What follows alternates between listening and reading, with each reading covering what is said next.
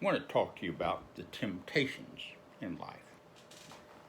Now, one of my big ones is chocolate. Now, I'm a milk chocolate man. I don't like dark chocolate. I'm a milk chocolate man. Now, if you add almonds, you add peanuts, you're just going past the temptation level for me and dragging me straight in. But we can get chocolate bars, chocolate cake, brownies. How can we not be tempted by such wonderful things? Now, desserts at restaurants. Now, there's a temptation that'll really get to you. You've just had a meal. You're full. You're probably eating too much. That's what restaurants do. And all of a sudden, whoop, pops the waitress, the waiter, and asks you if you want dessert. Now, if you got at least 4 people sitting at the table, and recently my wife and I and our next door neighbor, the couple, finished eating, and we fell prey to a picture of one of the most decadent things. It was a large chocolate brownie covered in ice cream with chocolate syrup dribbled across the top. What's not to tempt you there? It's more than one person should eat. It's more than the 4 of us needed to eat. Was there any left?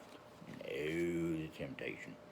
Thousands of calories full of temptation. See, that's a simple temptation. We can handle that. But in our lives, there are other temptations we see people fall to all the time. Drugs, alcohol, sex abuse. These things get way out of hand. And they ruin people's lives. People are tempted. They're dragged into these sort of things.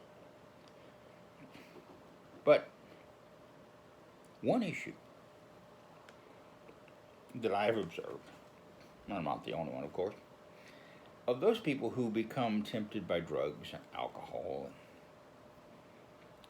all these other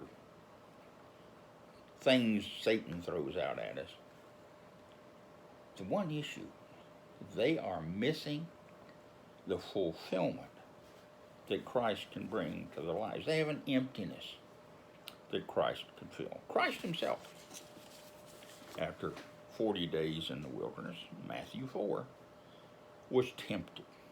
Oh, was he tempted? Not really, but the temptation was put out there.